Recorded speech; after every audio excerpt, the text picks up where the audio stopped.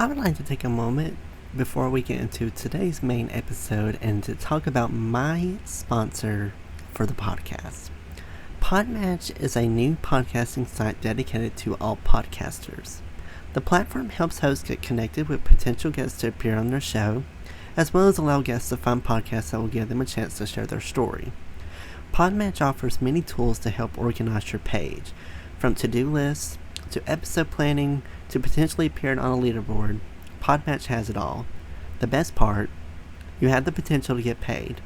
And who doesn't like to get paid from home? I like to. With an easy sign up, you can start connecting with podcasters and guests immediately.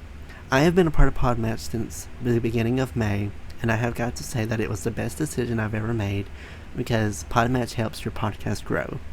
It helps you get connected with people that have very interesting, very compelling background stories that are just waiting for their story to be shared.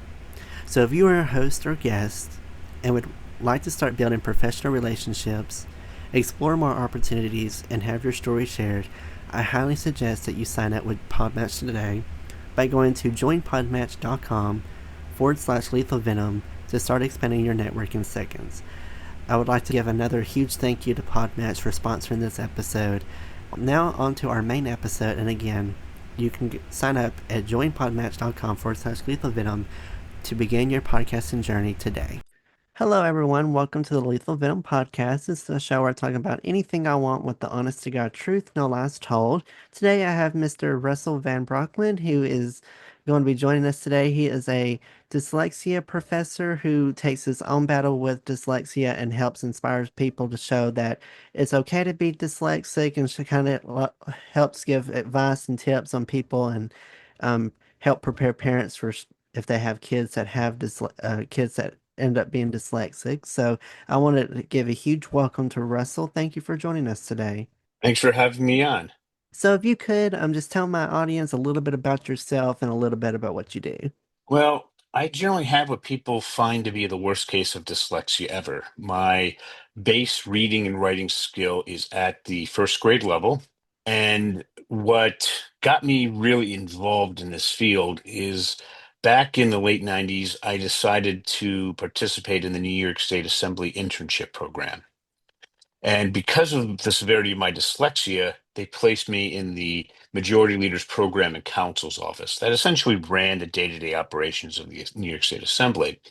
There were three administrative assistants in there who could help me with my horrendous writing. Um, but the problem arose when, in the academic portion of that internship, you had to write a big paper. But what was my typically an accommodation for me at that time is I would give a very long oral presentation, and I'm talking something that could go on for a couple of hours with a lot of Q&A from the professor. And I did that, and at the end of the internship, they recommended 3.67 or an A minus on a 4.0 scale. Well, SUNY Senator Buffalo's political science department looked at that and said, well, where's the paper? No paper. Oh, you gave an oral presentation. We don't like those accommodations. Here's your 15 credits of F. Do you have any idea what 15 credits of F does to your GPA? I would have suspect it drops you and it drops really low and it's hard to get back up. Yeah, it was pretty much it was a near fatal knockout. So I said, never again. So then I'm going to solve this problem. So I found a rather interesting solution how to solve it. I decided to audit law school classes, contracts and property. Specifically with contracts, there was a professor named Professor Warner who was dyslexic, nearing retirement, and I went to see him. And in law school, are you familiar with the Socratic method? I feel like I've heard it. Oh, that name's It's if it, familiar. if anybody's interested, there was a famous movie in the 70s called The Paper Chase.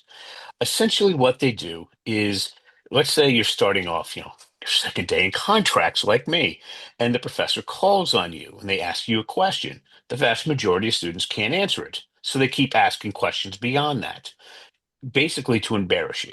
The idea is to train you as quickly as possible to argue any legal point from any side, plaintiff, defense attorneys, judge, at just a drop of a hat. Okay. and just instantaneously be able to do it. But the second day of class, it's not generally going to happen. Because of my dyslexia, things were different. I was able, for the first time, everything lined up for me. I could just see everything clearly, multiple moves ahead. I knew where I was going, where he was going. He knew where I was going. I couldn't beat Professor Warner. He couldn't beat me. After 15 minutes of just constant going back and forth, he said, Russell, I have to move on to the next case due to time. You couldn't be any more correct. And my classmates just looked at me as they told me afterwards, in awe and kind of shock, kind of scared, because as a lot of them told me after they graduated, they still couldn't do half of what I did the second day of contracts. So then a few weeks later, we started getting quizzes of property. In law school, it's different. Everybody knows everything, and they try to fool you in a very subtle way. So you're supposed to spend about 3 to 5 minutes per question to figure out how they're trying to fool you to get the answer correct. Well, I read much slower due to dyslexia, but at the end, I didn't think for 3 to 5 minutes. I didn't think for 3 to 5 seconds. I got it instantaneously, and I was almost always correct. So 20, 30 minutes into class, I'm finished. I'm thinking this is just so ridiculously easy. Law school is just so simple. Then I realized as a dyslexic, I couldn't keep up with the reading load, and I certainly couldn't keep up with the writing load. Lawyers read and write more than practically anybody. So that wasn't going to work. But I learned to overcome my reading and writing issues, and I wanted to share that with everybody. Well, it took a number of years later, and then finally, um, I decided I wanted the New York State government to fund my research. All right, how does that sound for fun? I don't know. I was one of those students that was like anything school related. I was like, I hated every school assignment I did. So Well, here I am.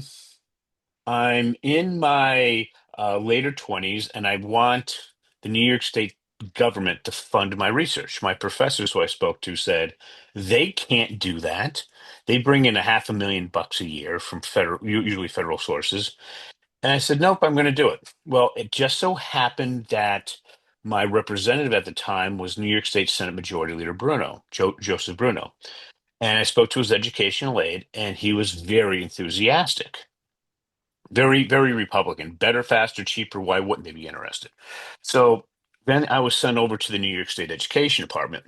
And when you go over to the New York State Education Department with a majority leader of the state Senate at the time sending you there, they take you very seriously. I honestly think they're trying to get rid of me. So what they did is they said, well, anything that we're going to consider, we want a New York State SUNY Distinguished Professor in Psychology, the top rank, to endorse it. They said, where is this out of? I said, Buffalo. Okay, go to Buffalo, someplace in Buffalo, and get a SUNY Distinguished Professor in Psychology to approve this, and then we'll go to the next step. There were two professors of that rank in Western New York. Two. It just so happened, Dr. Holichka, she gave me an evaluation uh, before I went to the New York State Assembly, and she said, "Yeah, I'll do it." So New York State paid for it. 20 hours over 3 days of her, the smartest person I've ever met, just asking me tough questions, beating me up mercilessly. And at the end, she said, my brain was divided into 5 areas. I was abnormal in all five. And essentially, what I did is I took a part of my brain that was dysfunctional and I moved it to a part that was functional because I showed her how I could take my writing skills from first grade level to above average of entering graduate students using the graduate records exam writing assessment test. And she said, yeah, there's something absolutely here. So at that point, I was sent over to Professor James Collins. He wrote a book called Strategies for Struggling Writers, $1.5 million from the federal from New York, I'm sorry, from the U.S. Education Department. And I had to take my ideas and put it into a curriculum that he would support. I was told that was going to take years. This is where I found being dyslexic in graduate school was a real advantage. How long do you think it took me to get his approval? probably not long.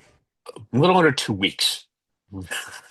Reason because it was under 2 weeks is I didn't have any more time than that. There was a university-wide competition that I wanted to enter, and people were shocked that he approved it. He put A plus, excellent. So then I entered the university-wide competition. I got $15,000. We tested it out on an initial student. I wanted to focus with the ideal. Her name was, well, this is where I went to high school. Had She was in 11th grade with an 8th grade reading and writing ability, but she was highly intelligent, highly motivated, college bound with excellent family support.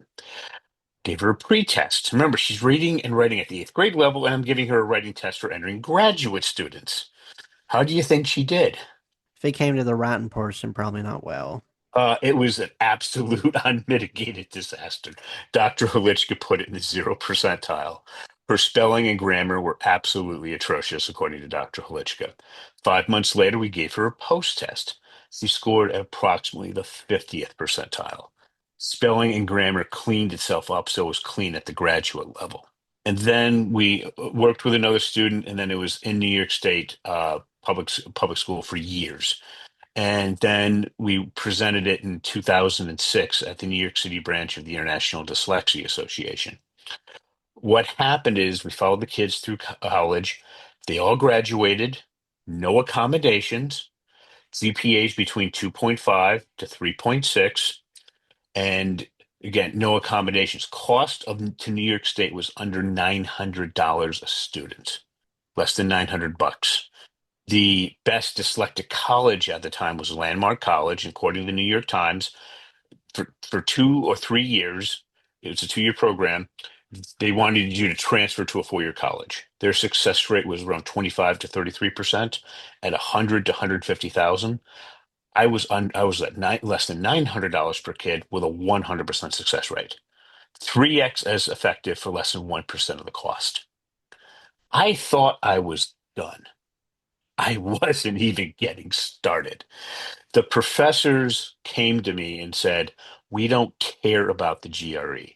We don't care that these kids went from horrific spelling and grammar to clean at the graduate level, that the teachers spent almost no time on it. We want the craft of research." Are you familiar with that at all? I'm not familiar with it, so I don't think The I've ever craft, heard. the craft, a lot of people have. It was came out in 1995 from the University of Chicago, where what they do is they take, it was designed to teach PhD students how to write doctoral dissertations. In its fifth edition, I think it's now goes down to advanced high school kids. The professors wanted the students to know that material, how to write like that before they came to college. Essentially, what it does is in 3 areas: context, get everybody on the same page, state the problem, and then come up with a solution where the professor actually learns something substantive. If you don't come up with something original, if they don't learn anything substantive, it says don't write the paper, which pretty much wipes out pretty much almost every high school and college paper in North America. So I dropped, instead of working in context with advanced high school kids, I dropped it to fourth grade.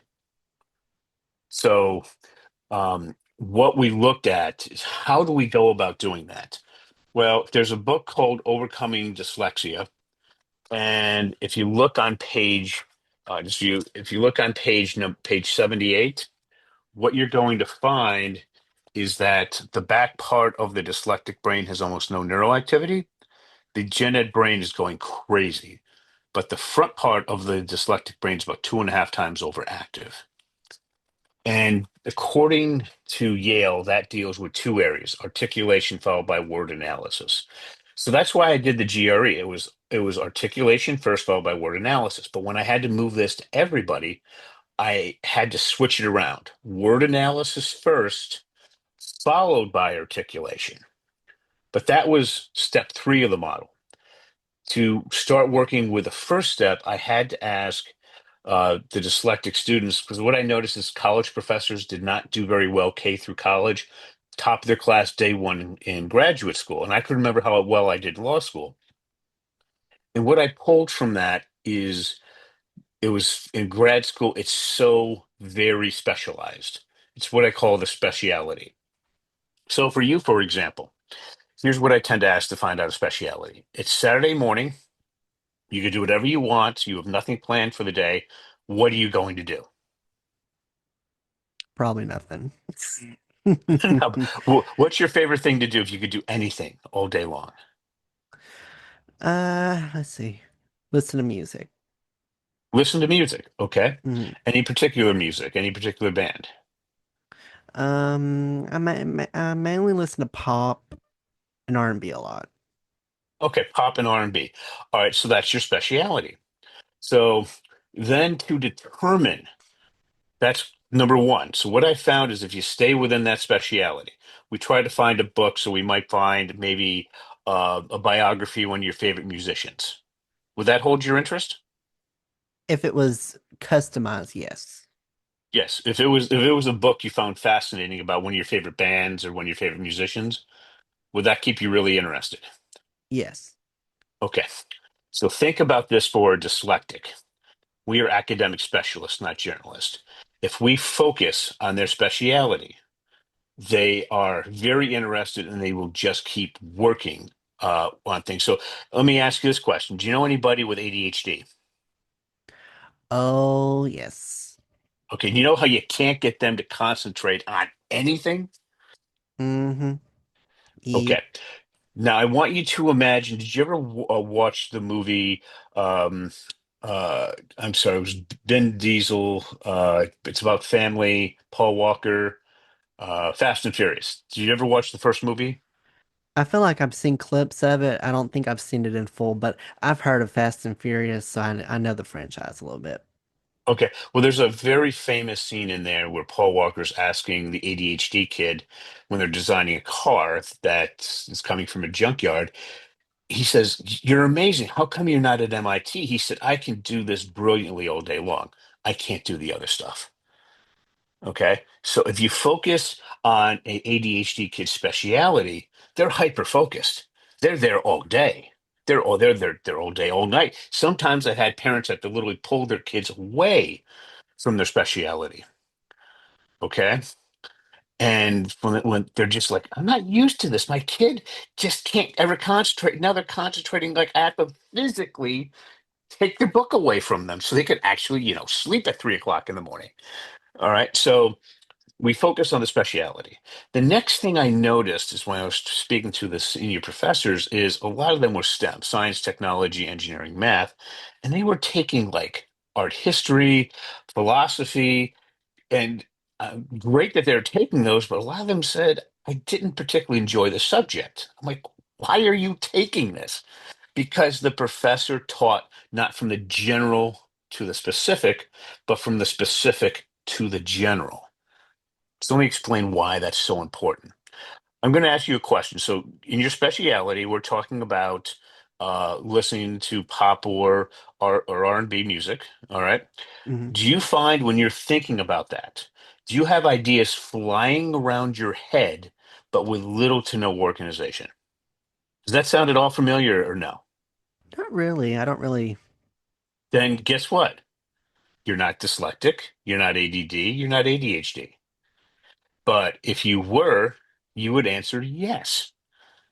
And then what I would ask you is, I'll tell you is what we're going to do is to solve your problem is your reading and writing issues, we're going to force your brain to organize itself by using writing as a measurable output.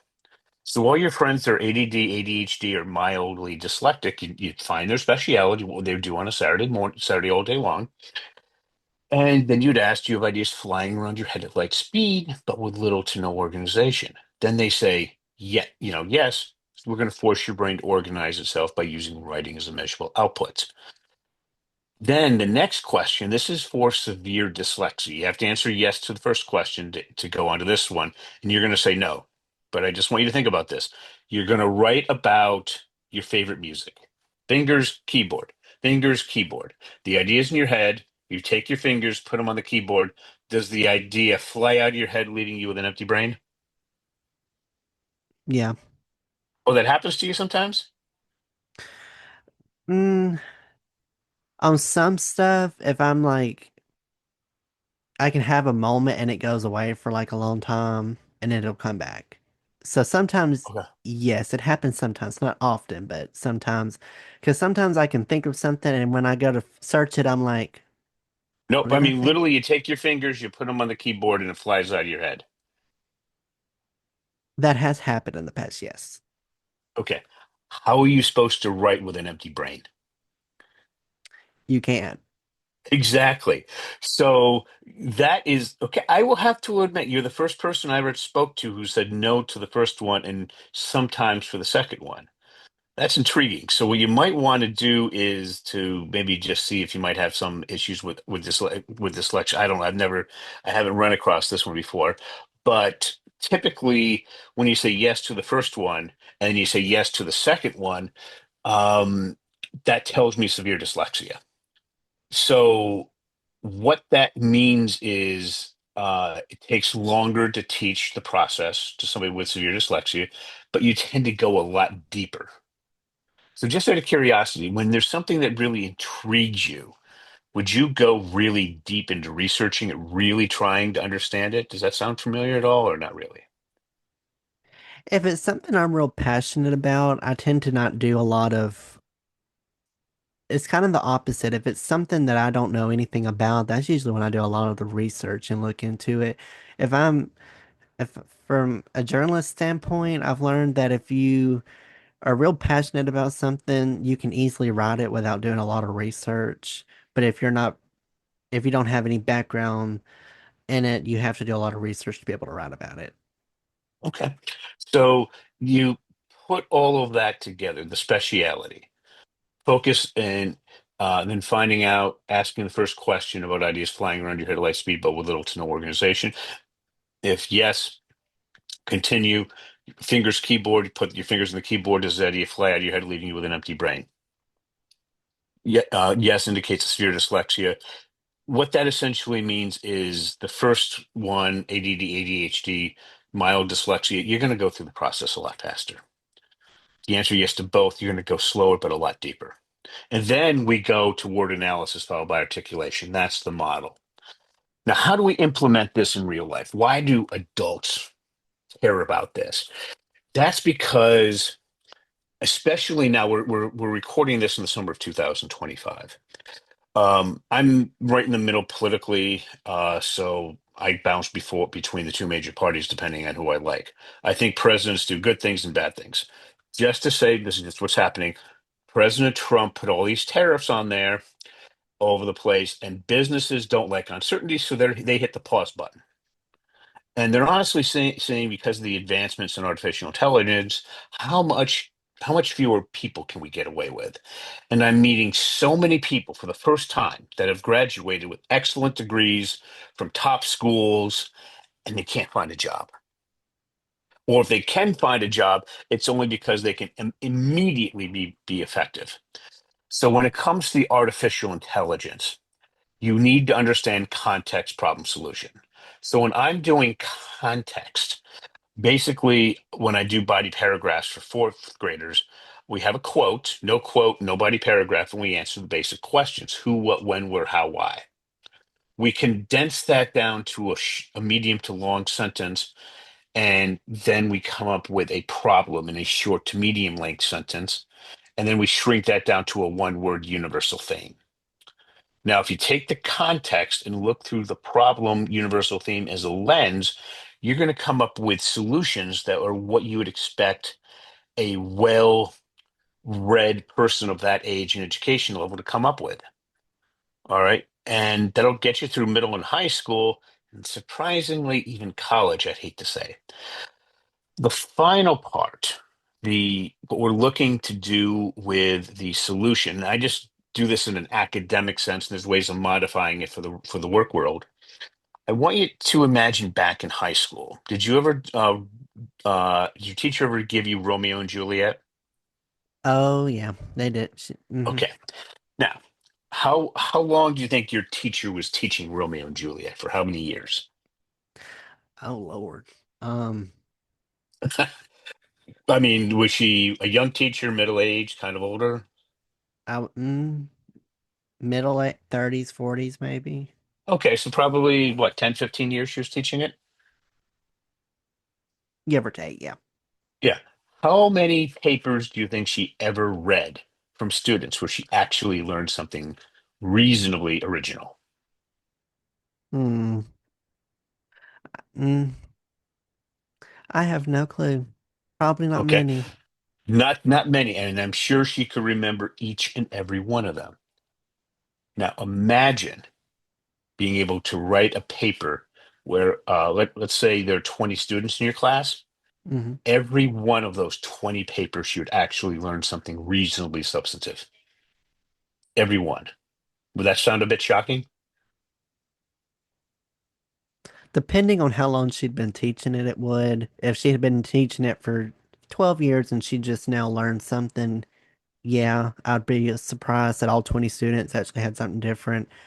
If it was like her first or second year, mm, How about if it was 30 years and it was for some wealthy private school in New York City and she had 18 students and all 18 taught her something reasonably substantive? Would that kind of shock you?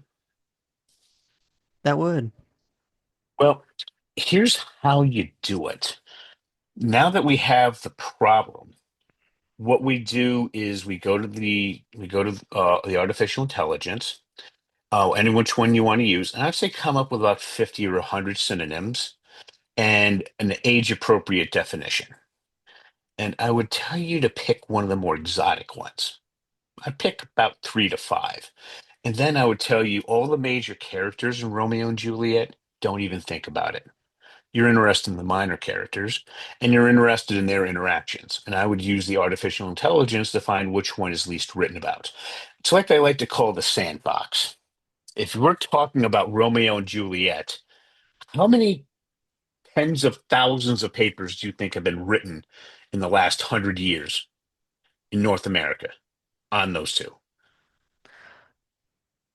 Millions, probably. Yeah, I mean, it's just it's almost impossible to say anything new on that subject. But if you're Right. dealing with a very minor character with an important but minor scene that's least written about, and the artificial intelligence can tell you that in a matter of Mm. minutes. And then you use some artificial, but then you also go and you come up with some very unique universal themes based on, again, you take the problem one and you get 50 or 100, look for some of the more exotic ones. And then ask the teacher, have you ever thought of this universal theme applied to this scene? And you want to keep going until the teacher says, no, I haven't. Now, applying that universal theme to that scene is nice window dressing. It certainly isn't substantive, but it puts you on the right track. Then, when you get into the body paragraphs, what we do is we introduce some ideas on comparing it to what's going on today, some different things, about three different things that we apply. And as you go through that with the body paragraphs, you're going to come up with at least one point that is moderately original. All right. That's basically what the secret is. And what you need to understand is when you're working with the artificial intelligence, you're guiding it. Even people that I know that are exceptional writers, I'm sure you know a few. Who's the person you know who's the best writer you've met who's around your age? Um, Other than myself, because I've been told I'm a good writer, I can't think of someone off the top of my head that's around my age that's a good writer. Okay. So you're writing. So as you know, when you're writing something that you're going to publish, getting to the first draft takes forever. And then when you got to the first draft, then you got to rip it apart and really edit it and polish it until it's glowing like a diamond. And that's where the real effort comes in. Make Mm-hmm. sense? Mm-hmm. The only thing that the artificial intelligence is good at is to get you to a really good first draft. And then you have to turn it over to an experienced human who can then rip it apart, rewrite it so that it's presentable. Does that make sense? Yep. So the artificial intelligence just gets you there a lot faster. I've heard, I mean, for the first draft, and I hear a lot of people saying, well, I'm never going to use it. Well, when you're out in the business world, or what you're doing is you're running your own business, that just so time consuming to get to that first draft. If artificial intelligence can help you do that in a fraction of the time, number one, if you're working for somebody, they're not going to allow you to take the traditional method and spend so much time. If you're doing it for yourself, well, isn't there something you would rather be doing for the extra 10, 15 hours a week instead of just trying to get to the first draft? That's the value of the artificial intelligence now. And in the summer of 2025, I specifically use the O3 Pro model. I will literally have two things running at the same time, one on the app, one in the internet, because literally you say hi, it takes 5 minutes. Mm. So I'm routinely it's taking 10 to 15 minutes to write, 200 words, but those aren't good 200 words. So that's just giving you an example of how um, hey, here's another example for your audience when you're thinking about uh, do I really need to know this for my first job? I had one of my own students contact me. He said, I have to use artificial intelligence. I don't know what to do. I said, you've been trained in the craft of research. Go and work with it to establish context. Get everybody on the same page. Then he comes back. I don't like this. Did you do it? Yes. Okay, what's the problem? You've been trained. Go and do it. He came back. Okay, here's the problem. I hate this. Okay, now go figure out the solution. And he came back with a standard 5 paragraph essay because that's what his boss was looking for, something short. This was so hard for this kid. He doesn't want me to use his name, so I'm just gonna call him John for John Doe. He said the boss is going through. He's like, I can't. The different essays. I can't use this. I can't use this. I can't use this. Came to his. Oh, this is good. We can use this. How did you? How did you know how to do this? He said, Well, I'm trained in the craft of research. He's like, Really? You were an undergrad, right? Yeah, an undergrad trained in the craft. Fantastic. All right. He got to keep his job. That's how important this is. All right, that's a pretty recent example of just how important the artificial intelligence is. But that pretty much gives you a general understanding of the overall process. A lot of people are so against AI. And it made like you made a good point there. Everyone I feel like uses AI, and if I have someone that comes out and says I've never used AI, I'm like, bullshit. Literally, like I'm like I call bullshit because I use AI not every day, but I definitely have used it, especially for school, especially for tests. I used it on used it on tests. I should not be probably shouldn't admit that, but Well, a lot of people use AI for everything, and all these apps that, have integrated AI into their apps now. So, I mean, it's hard to not use AI for anything. I mean, you have social media like Snapchat, has their own AI bot message now where you can chat AI and it's basically like chatting with somebody. Google's now infiltrated an AI thing. So, I mean, you're going to run into AI everywhere you go. So it's going to be hard to bypass it, but don't be scared to use it. I mean, I know some people use AI and Chat GPT to ask general questions of what's the weather like today here, or it's how many cups are in 2 liters. It's it's not going to be like you're. I think AI is kind of like more the new Siri, well, kind of. here's like an example of how to use it ethically in school. Remember, I told you I was teaching 9-year-olds how to do context. Yes. Uh, I would show them how to come up with a quote and no quote, no paragraph. And one of my students' teachers called up and says, "I don't like artificial intelligence." I said, "Okay." The girl's name was. I said, "Go ask how she came up with the quote." Teacher came back, "Whoa." I said, "Yeah, all her paragraph is the quote answering the basic questions: who, what, when, where, how, why." But to get that quote, she came up with a universal theme, and then she found a quote that dealt with that universal theme. All right. And I said, there is no way she's writing a BS paper if you have a quote found legitimately. And the teacher said, "You're right." And I said, "She's using artificial intelligence, um, not for my stuff, but she will use it after she can write well after going through the problem stage, which means she's actually writing real essays. So she's not using it with me, but when she does, she will be using it to basically, it's kind of like I remember when I was taking calculus-based physics in college. We stopped using normal math and we used graphical calculators because it was just so time consuming. Mm-hmm. I Uh, don't introduce artificial intelligence until after or near the end of the problem stage, which is generally going to get you through middle school. mm. And the teacher's like, "Oh," I said, "Yeah, if you just say what caused World War II and you just, it spits something out, I don't need you for that. But if you can come up with a much more specific question and then every paragraph has a quote from it, all right." And as my students get more advanced, we added more and more quotes, two, three, four per paragraph. And the teacher goes, "Oh, yeah, that's not BS." I said, "Exactly. You have to use it as an editor, but if you can't think and figure out what the quotes are yourself, then you are doing yourself a disservice. Nobody's going to hire you. But if you can guide it and just get the work done a lot more effectively, well, you're going to end up getting paid over time a heck of a lot more."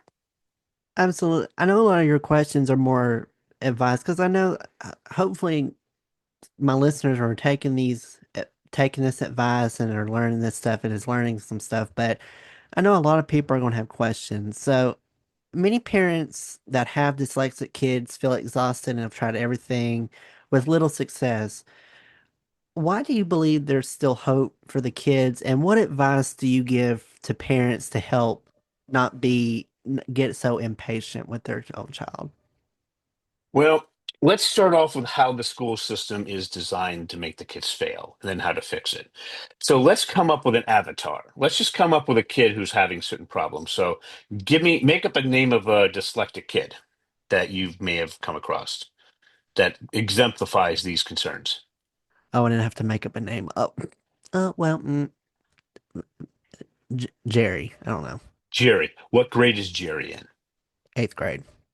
And what is Jerry? What's his speciality? What does he love to do? Mm, oh, really have to make my brain go. Um, Fortnite. What's that? Fortnite. Oh, Fortnite?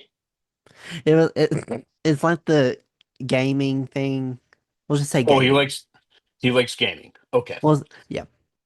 Okay, so now whenever somebody tells you that they have a solution for dyslexia, and it's not based on something called the Orton-Gillingham approach, which is the granddaddy and what Bill Gates would use if his kids were dyslexic, uh, then you have to be very skeptical. So I'm going to show you a book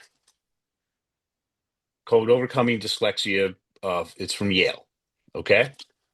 And then I'm going to show you this is what it is. Do you see the two brains? I do. Yes. You see how the back part of the non-impaired brain, I'm just going to call it now the gen ed brain, has a lot of neural activity? Mm-hmm. See how the back part of the dyslexic brain is virtually none? Yep. But the front part of the dyslexic brain is about 2.5 times overactive? Yep. Okay. So we have to focus on the strengths. So just like I was saying before, Jerry is an academic specialist, but our educational system requires him to become well-rounded through the first 2 years of college, and he's fighting that. Number two, Jerry likes to learn not from the general to the specific, but the specific to the general because it allows him to anchor his ideas with a concrete example and then to go out into forcing the brain to go in a linear pathway. Does that make sense? Yes. The school's not doing that either. And then you see how I said for most kids, we have to do word analysis first, followed by articulation. Mm-hmm. They're not doing that either. So the three basic things, the schools are going opposite against how his brain wants to work. And you wonder why he's having issues. So does that make sense? Mm-hmm. Okay, so basically, and you also seem to be under the impression that dyslexia is a reading problem. That's what I've always known it to be. Yes, it's What more if of I were to like a, tell you that's nonsense? I, my whole life was a lie. Well, I'm going to show you. This is a book called Post-War Japan is History. This is a this is the first article, and it's written. The title is "Peace and Democracy in Two Systems: Internal, External Policy, and Internal Conflict" by John W. Dower. Well, before I put your audience to sleep, okay, Professor Dower won the Pulitzer. He won the National Book Award. All right. He said anyone from 10th grade for super advanced kids to at the latest second year of college should be able to read that essay with no problem. But because the first paragraph is so dense, there's 17 points in there that are generally unfamiliar to most educated people. They go off the rails. It turns them dyslexic. So I'll give that to a room full of reading teachers at a major dyslexia conference, and over half of them can't read it. The other half who can read it think, "Why? This is nothing. This is easy." And do you remember where I showed you with the two brains, the dyslexic, a lot of activity in the front, gen ed in the back? Hmm. The gen ed person that can read that, I call them full brain people. They're quite rare. All right. They can think and go deep like a dyslexic and read and write like a grade AP English kid. All right. So essentially, what's going on is I can train a dyslexic to read that, something that half the kids at Harvard undergrad, when I test it out, can't do.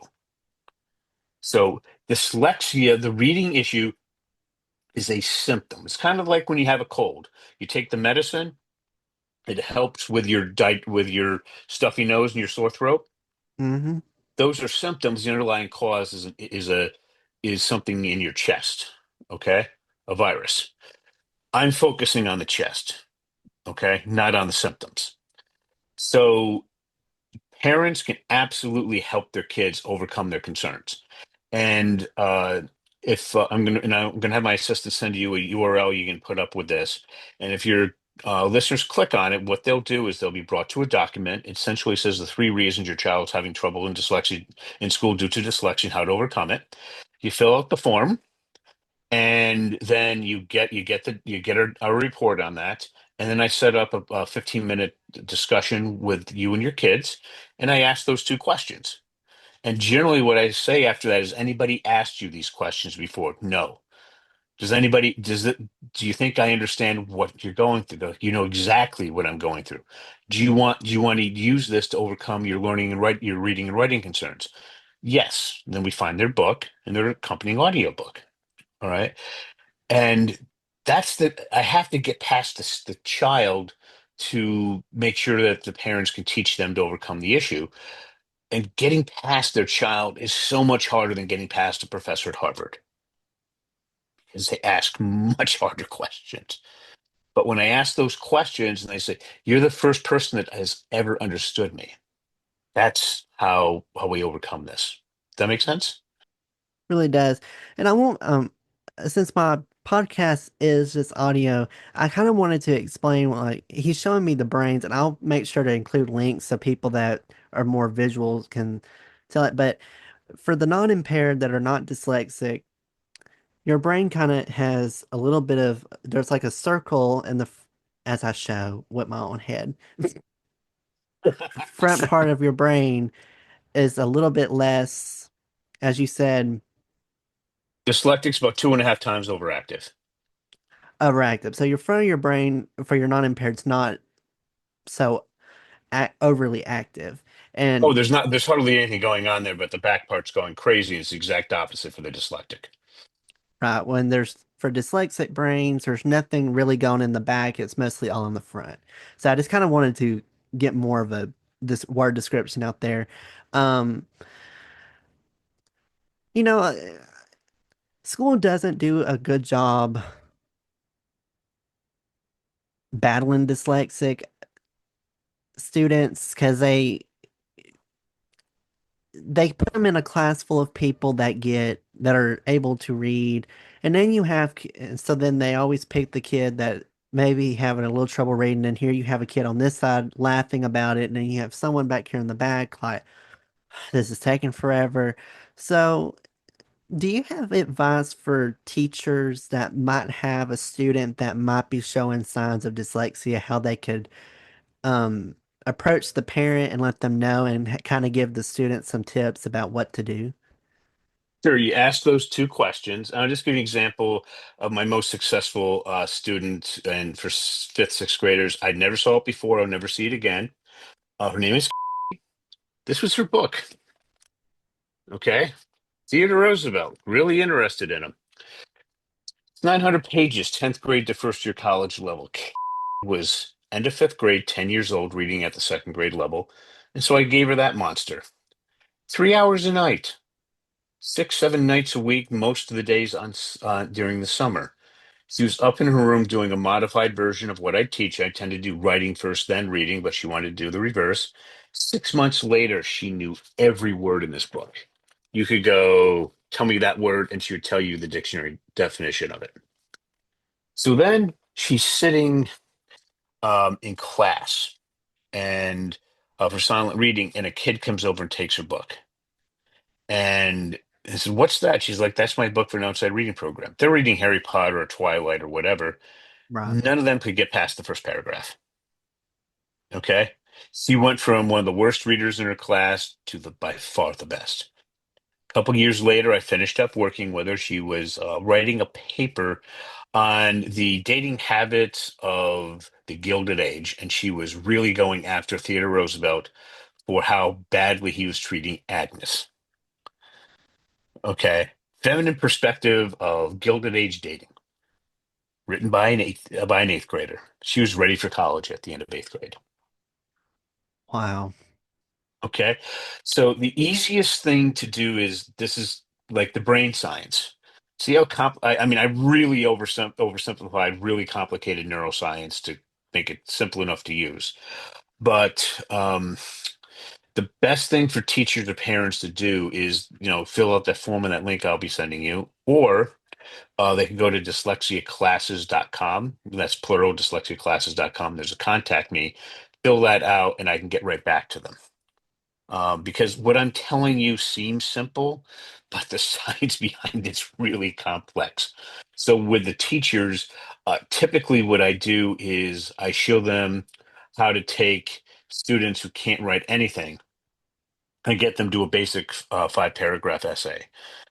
Teachers, that takes about 2 to 3 hours. That's it. And then they can adapt the method to their teaching style and who they're working with. And once the kids can do a basic, I mean, I'm talking C to B minus level basic essay here. Once they can do that with correct spelling and decent grammar, then their gen ed teachers can say, it's not going to be easy, but now I can start to work with them effectively.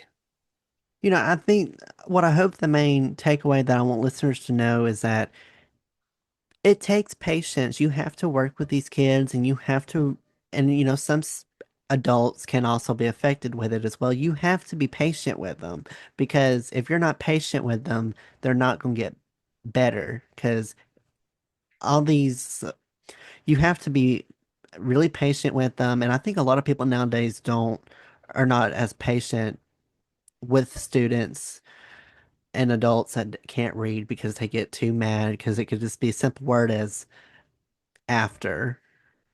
Well, that might be a little too complicated. A. Let's just start A. Just a letter A.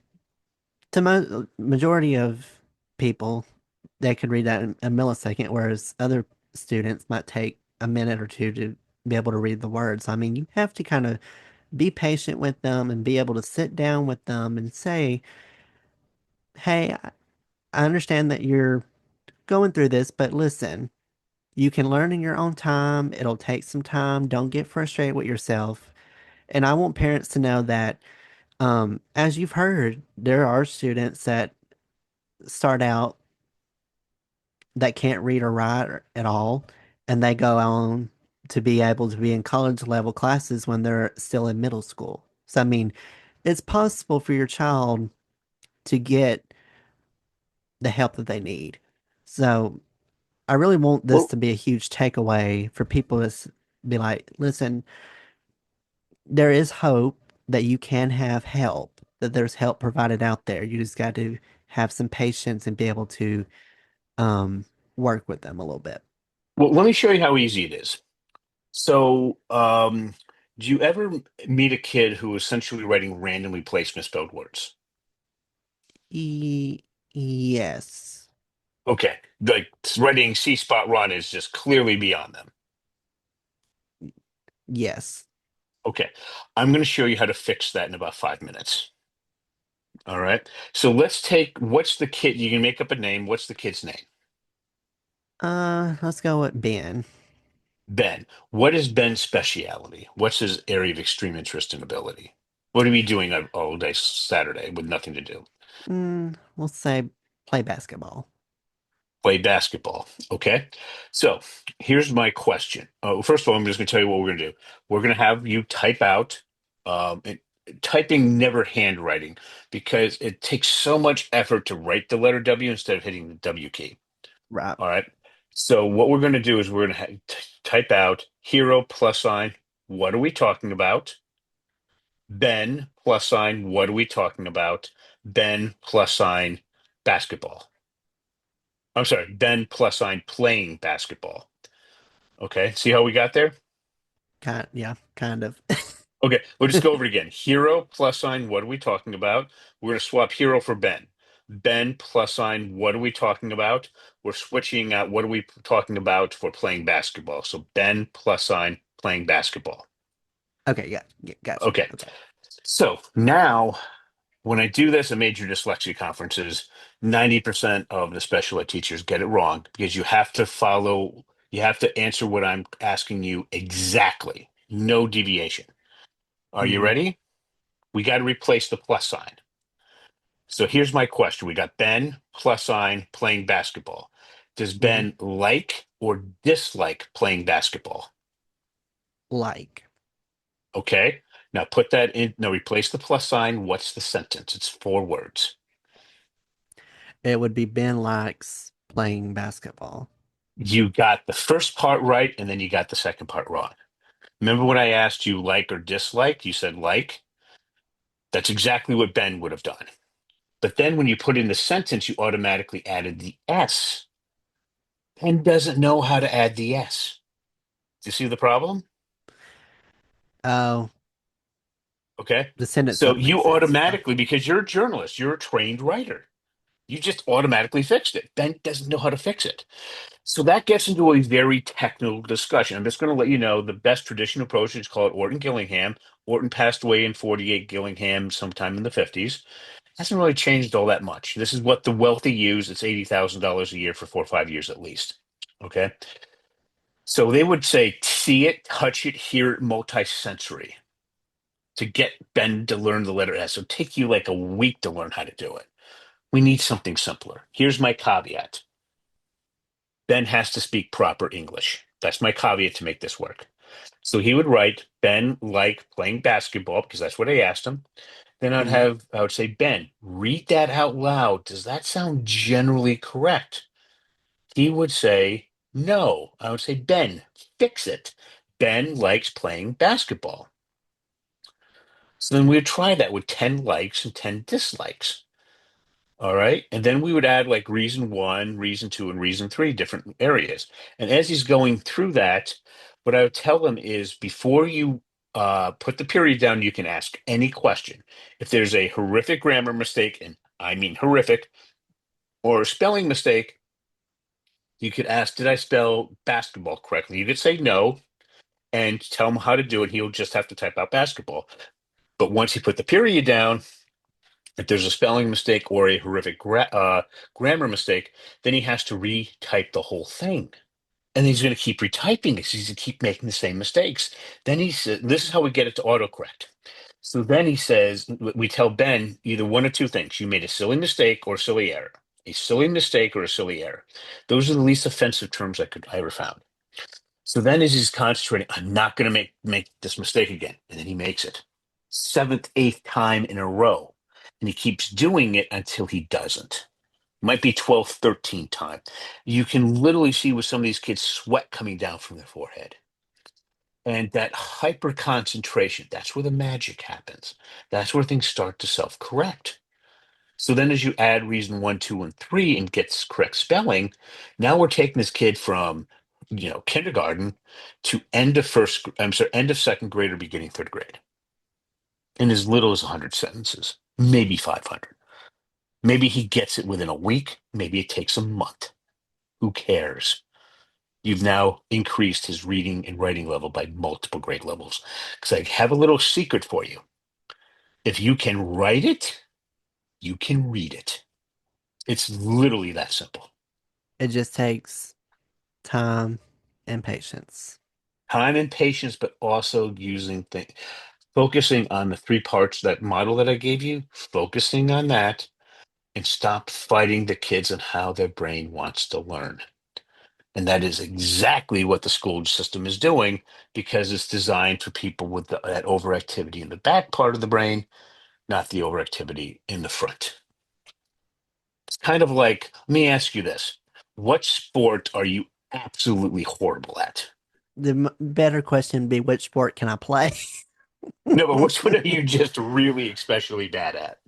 Oh, all of them, honestly. Foot, Or pick one that you're really like. For me, it's basketball. I am the mhm. worst at it. What's your worst one? Oh, well, baseball.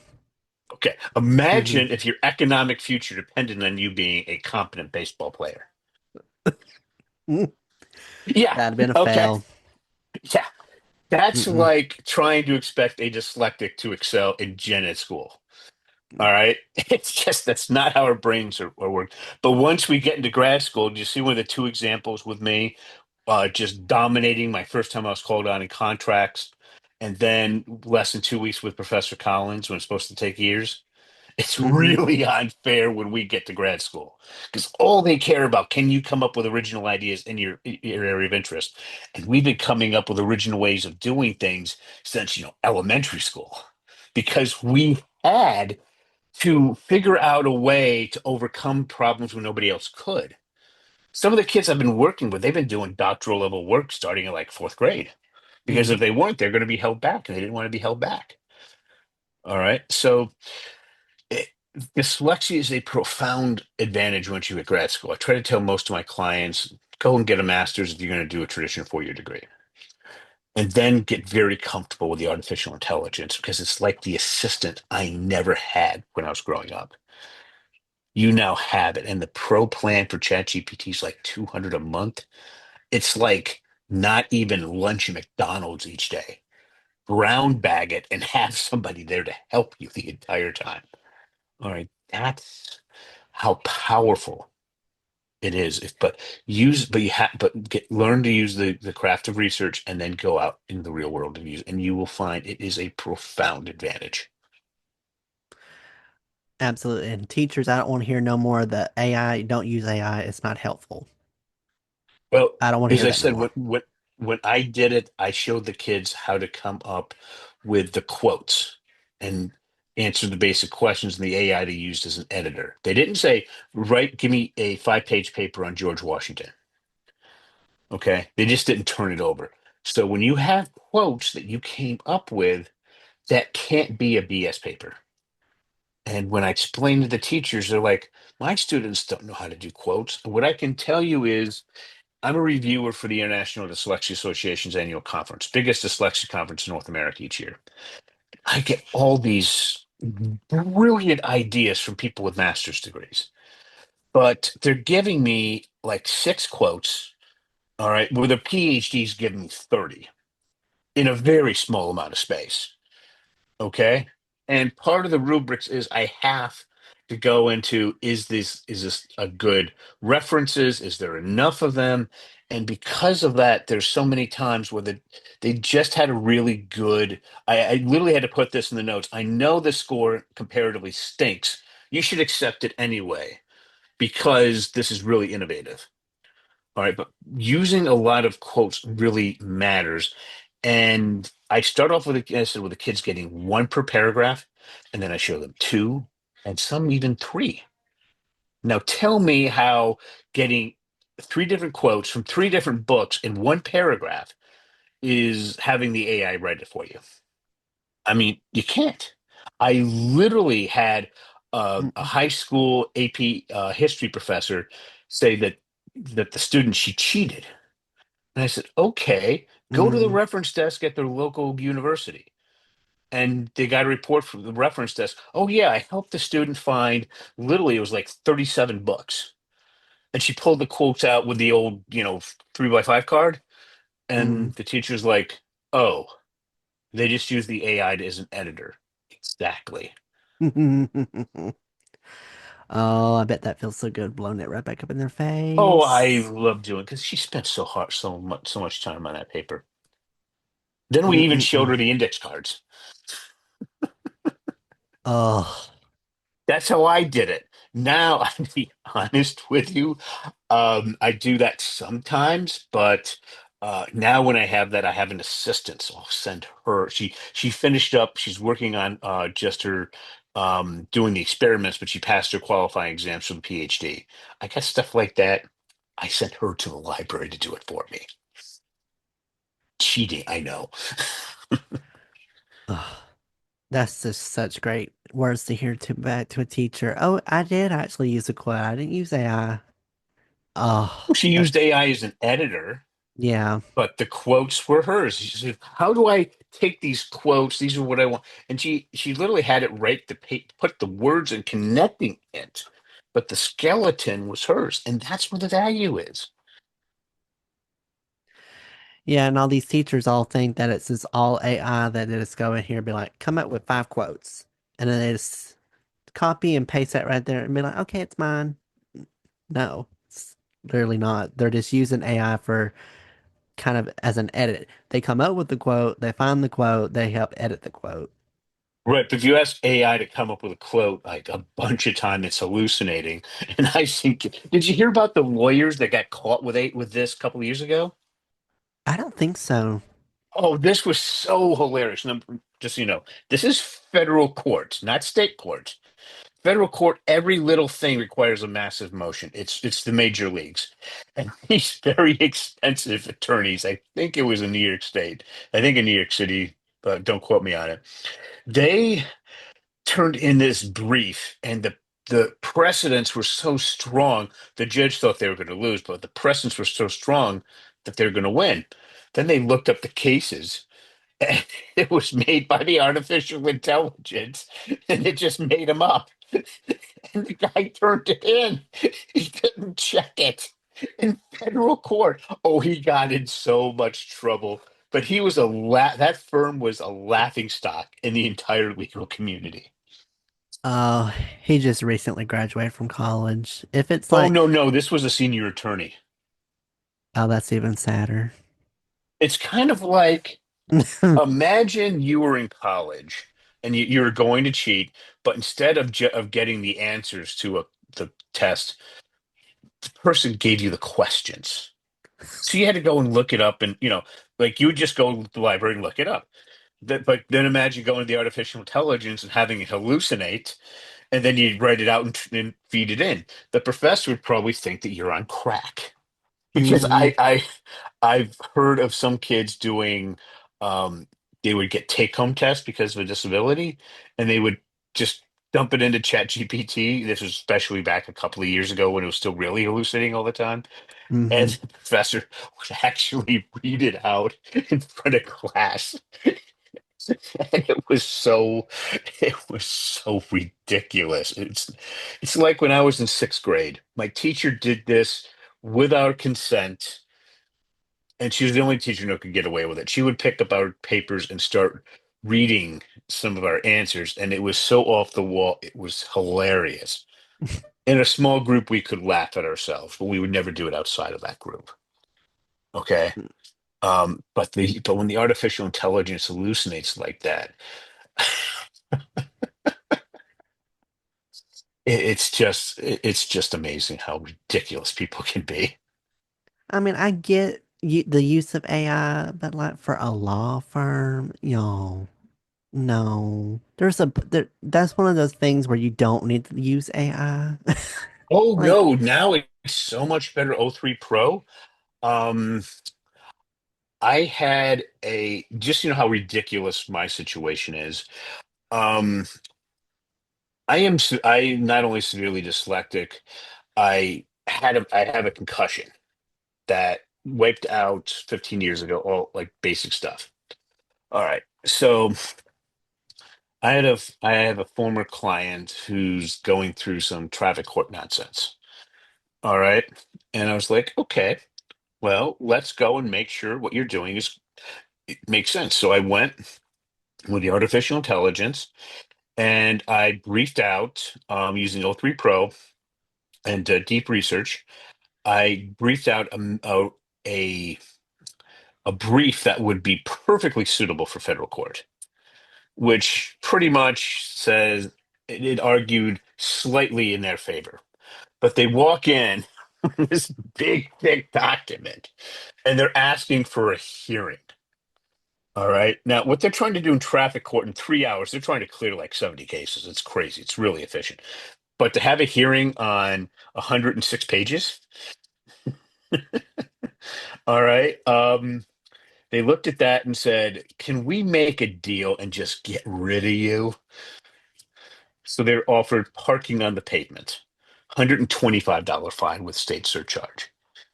And I got a call. Should I accept it? And I said, besides an outright dismissal, that's the best you're going to get. Take it. It's $125. I'm like, if you don't take it, they're going to convict you, and then you're going to be paying like $500 or $1,000 and have all these points on your license, and your insurance will double. I'll take it. You know how long it took me to come up with that 106 pages? Couple of hours, mostly doing. I had that running and one window, and I was working on another window with the artificial intelligence, and it would pop up. I'd answer some questions, and it just created everything. That's just how good AI is. But I kid you not, my thing with AI was I took a history class. I had to take a history class here at Auburn because my community college, and I think I've talked about it on here already, has screwed me over. The community college was complete nonsense, and they just Hmm. really ran me through the mud. So when I came to Auburn, I realized that I still had to take another history class. And I took, I think it was world history, and the teacher in there was just really bad. He was really tough. He would just have all kinds of 500,000 notes, and it was like an hour and a half long. And so when it came test time, we had the option of either taking the test at home or we could take it in person. Well, I took it. Oh, geez, what am I going to do as a college student? I I took them at home, not more of the things that I could cheat, but I could kind of more focus. I could have music in the background, kind of to help calm me a little bit. But I did use all my resources. But he was weird. He was like, "Now you can't cheat and like have someone in the room, but you can use your textbook and all your notes." He had a twisted way and reasoning of cheating. I don't know. I used probably every cheating mechanism you can think of. I used my textbook. I used my notes. I would use the PowerPoints he posted, Quizlet, Socratic. Would use ChatGPT. I think he had just come up with such bogus questions that nothing could even find any answer. I couldn't find it in the textbook. I couldn't find it in my notes. I couldn't find it anywhere online, and ChatGPT couldn't even decipher what I was saying. Okay, let me show you something what a dyslexic can do. Give me one of the questions that he gave you, just if you can remember any of them. Oh, hmm, can't think of one question. Can't think Okay, of one question. because I use history to teach you a lot of these. Let me give you a different example. This was mid 90s. My professor used to work at NASA for calculus-based physics. And at the Mm, time, we had these graphical calculators with 8 megabytes of memory, and that was actually huge back then. And you could put all mm. these formulas in. One of the kids raised their hand and said, "What about us poor kids who can't afford graphical calculators? We're at a disadvantage. Is there any way we could take in some notes?" Finally, the professor said, "Tell you what I'll do. We'll open up a secured room with a professional university proctor, Instead of 3 hours for the exam, I'll give you 8 hours. You can bring in your textbooks, you can bring in your notes, you can bring anybody in but Uncle Bob, right? And they're like suspicious. And they're like, he's like, it doesn't matter. Having the textbook in your notes will marginally improve your score, if that. He said, if you don't understand the theory, you can't apply it. He said, this is engineering, not history. For any legitimate normal professor, if you gave 8 hours instead of three, and you had your notes and your textbook, if you didn't get 100 or at least the high 90s, probably thinking you're smoking something that used to be illegal in New York State, right? But in calculus-based physics, if you couldn't apply it, you couldn't do it. And then he had this really cute idea of giving us problems that he used to have at NASA. All right. So the first test, we had the high score in the classroom was 27. All right. And this kid's father on Long Island is just going to give his name, his first name was his father found out he got a 27 on a test. He thought he was out just boozing it up. He drives up from Long Island to Canton. All right. Goes to the professor and said, what has my son been doing? He said, your son is brilliant. These are NASA questions. He has the highest score in the class, so I curved it. That's 100. I got an 8. Okay, that's how bad I did. All right, which was barely passing. Best. I'm the most proudest of that D plus out of any grade I ever got. His father's like, oh, he's a first year engineering student dealing with NASA problems. He believed that we should he gave us some of the simpler NASA problems. He said, this is what you're going into. You got to just dr- chuck you overboard. No raft, no swimming anything, no life vest, just sink or swim. And I can tell you that really helped me learn to think. And then I found out I wasn't smart enough to be an engineering major. Just didn't have the brains for it. It's just amazing. I think what you're doing is fantastic. I really think that you're doing well with everything that's going on. I think hopefully, and I really say this by my heart, that you reach out to Russell here for an opinion. If you have the slightest doubt, or if you have an idea or have a suspicion that you might have some form of dyslexic, I'd highly encourage him to reach out. I mean, he's obviously going to help. He has help for you. Um, to kind of wrap things up, Russell, I want you to just kind of promote everything. Tell them about. You probably you had mentioned your website, but feel free to drop the website again, as well as social media platforms, and just let my listeners know where all they can find you at. Okay, well, we're going to send you a customized link. And when you put up the show, what the listeners should just do is just go and click on that, fill out a form, and then you get a document called The Three Reasons Your Child's Having Trouble in School Due to Dyslexia and How to Get Over It, which is kind of what we were discussing today.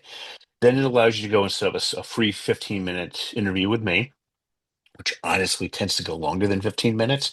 And what happens is I speak to you and your child, and I ask your child those two questions.